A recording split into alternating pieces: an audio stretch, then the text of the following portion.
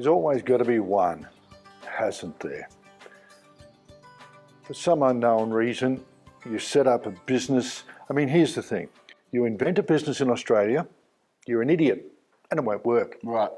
When it does work, you're a genius. Genius. Oh, and everyone knew you were. Of course, they knew you all the time. Oh, but we can do better. So let's get rid of it and do better. I thought when things got really bad in the early 90s that it was going to be big blow up, over, and it'll be fine. No, there's always one.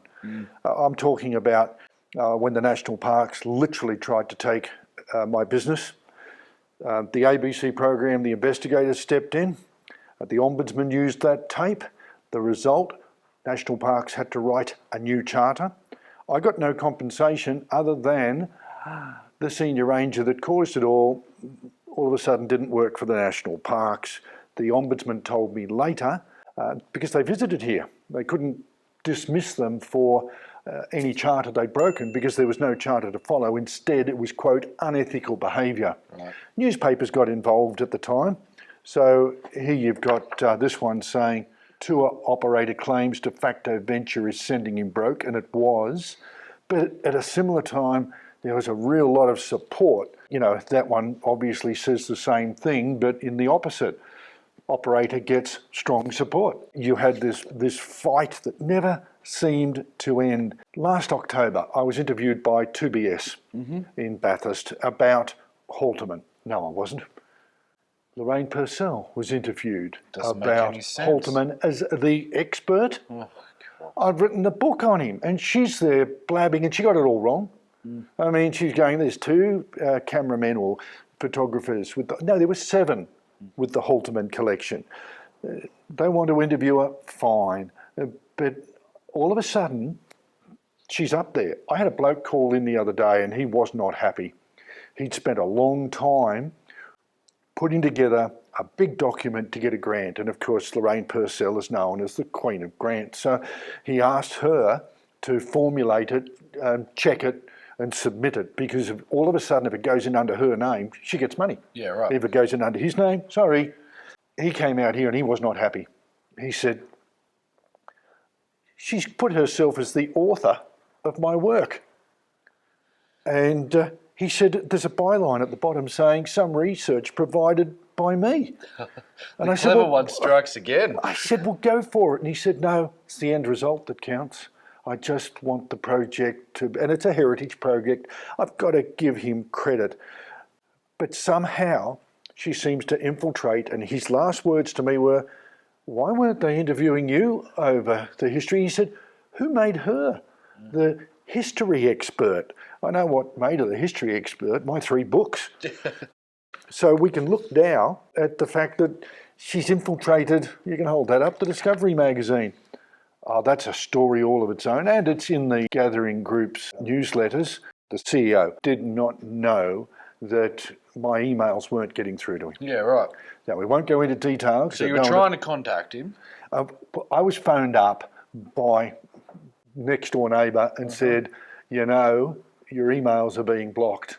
So I phoned up direct when I spoke to him. He went, who are you? What are you talking about? What do you mean? He came out, he's wrapped in the place. Yeah, what's going on? Because he advertises in there the Gulgong Museum. Now, this is called the Cone of Silence for a good reason.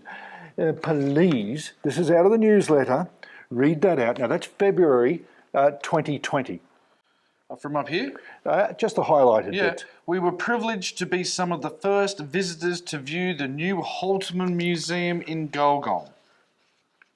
February 2020, and now, if only we had a similar installation showcasing Hill End, it would bring the tourists and visitors flocking into the town. Damn right rude. This is just tiny. We don't exist. Oh, yeah, with your 200 sheep here. Yeah. And of course, with the Bathurst Visitor Information Centre, see, I had 2 English tourists here, and I was asking people, what brought you to this place? Don't get many people, so we get to talk to everyone individually. They came out with, well, we drove past your front gate, we booked in 2 or 3 nights at the village camping area online, and we got sent this. And we thought, oh, that's good. We drove past your front gate coming into town and thought, must have a look at that, but have a look at this.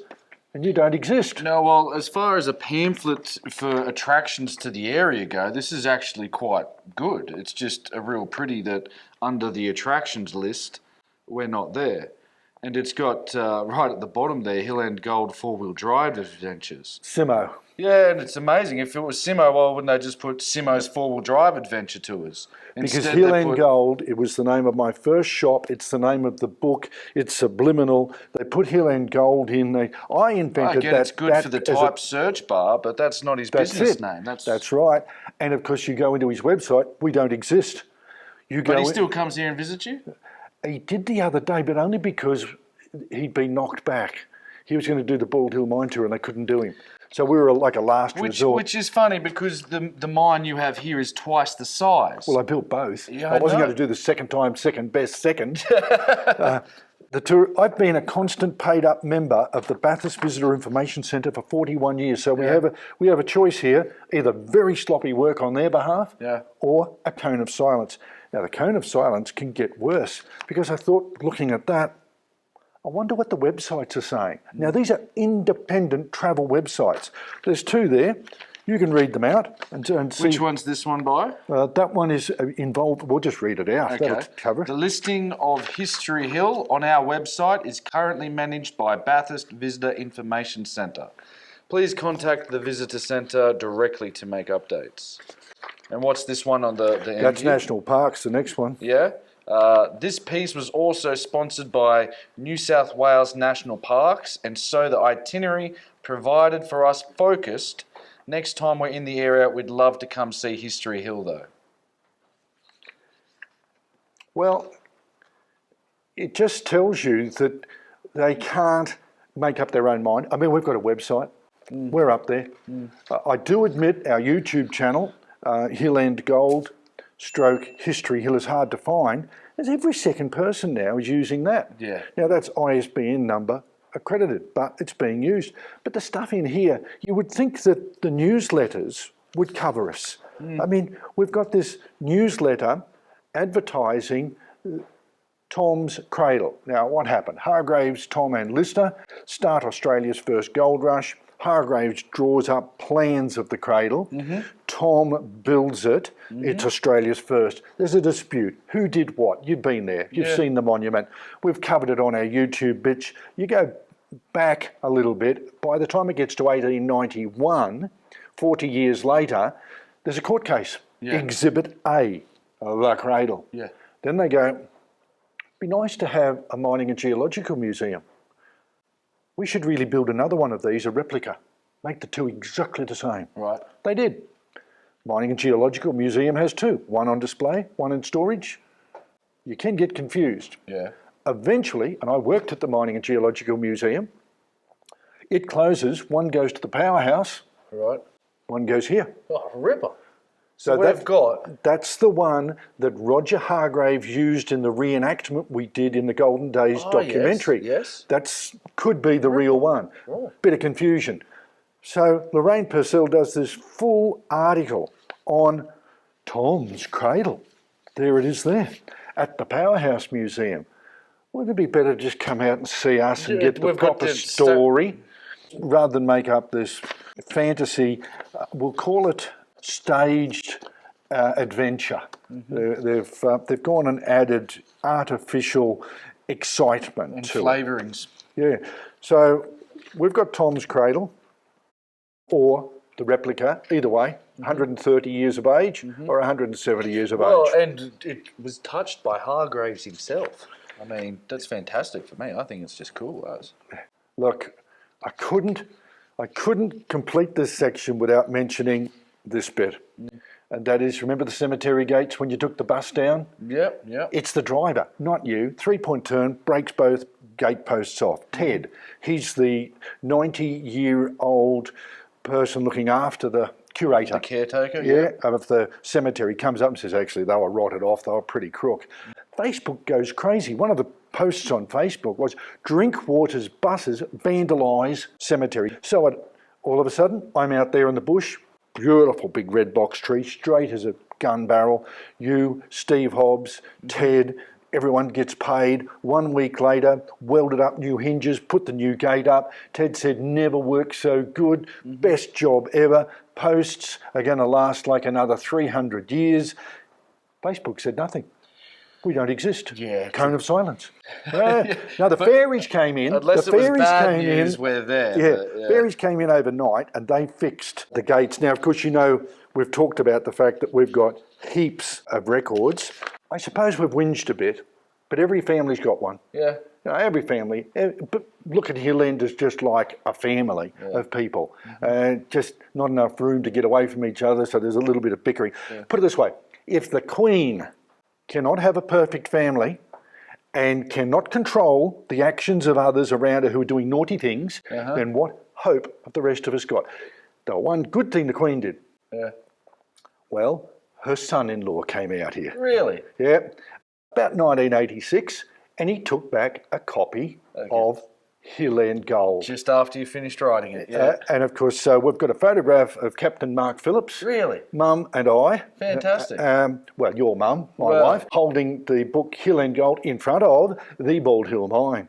And of course, there's aids there and everything else. So that book's back in England now. They might appreciate it a bit more than we do. You never know.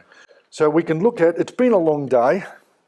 I must admit, I feel a lot better now. Oh, good. Got everything off your chest? Yeah, and I'd like to, even while we were talking then, just run through some photographs I've scanned because they're repetition photographs. They're my hero ones. Yeah. And a lot of them could only have come from these books because when the Department of Mineral Resources went from Cumberland Street down at the Rocks, they went to St Leonard's. Okay. From St Leonard's, and I was there literally just as they were closing down, going through and I like that sketch. Oh, I like that sketch. Oh, I like that photograph. Copy, copy, copy. They packed all the photographs up into chests and shipped them up to Maitland, near Singleton. Right. At least until recently, they've never been unpacked because of staff shortages. Yeah. So how did all these sketches that show up in my books automatically show up when I'm pretty sure they're not even in the Mitchell Library? So I'd like the people to have a look at some of the hero photographs that are in multiple books and hero sketches that are in multiple books, but most of them was, I think it's a matter of me going through Cumberland Street going, I want that one. They've gone through a book and gone, I want that one. It's one hell of a big whodunit, if you ask me. And of course, I've got a couple of emails about the clever one, and some I cannot repeat. Okay, so these are a couple of nice positive emails. Hello, just wondering if you sell the book Hill End Gold at History Hill. It is the most informative book on gold I have ever read. Email. Never ceases to amaze me how you are ignored by the very people who should be applauding your efforts over the years. Goldtown jealousy is still well and alive. You should feel proud that your books are correct. That's from the education editor at the Telegraph newspaper. We have just watched a piece on Landline on the ABC about the Halterman collection. You weren't mentioned, of course, but the presenter did do a trip to Hill End and did a bit of a walk around the town. You will cringe when you hear some of the terminology and explanations. Suggest you're in a good mood when you watch it. Oh, God. Then we've got, this one was good. This was about Hill End hearsay. Writing a children's historical fantasy novel set in Hill End. The honesty in your storytelling allowed me to walk alongside the many real characters who lived. And away it goes, really nice. But then we've got things like this. That woman is an absolute bore. What a self, I can't write that. The other one's pretty more, she should be run out of Dodge. Time she was run out of Dodge. Well, don't know about you, but it's been a pretty big day. I feel better now. I am cleansed. It was therapy for me. Oh, that's good. It was almost cringeworthy for me. But look at all this wonderful stuff to pack up. You've created one hell of a mess. I'm sure you're going to sleep well, but I'm probably going to have nightmares. I am just quoting other people's words. Oh, they're the photographs of your mother with Captain Mark Phillips. This is at the Cobar mine, was it? That was at the Royal Hotel. Oh, yeah. Oh, you know, he gave me a bottle of scotch and signed it. Really? I drank it. I'm not surprised. Just one of those things. What happened to that bottle? Oh, I don't know. Was there yesterday? Mind you, 89 I was born, so he could have drank it on that year. Anyway, enjoy. I thank you.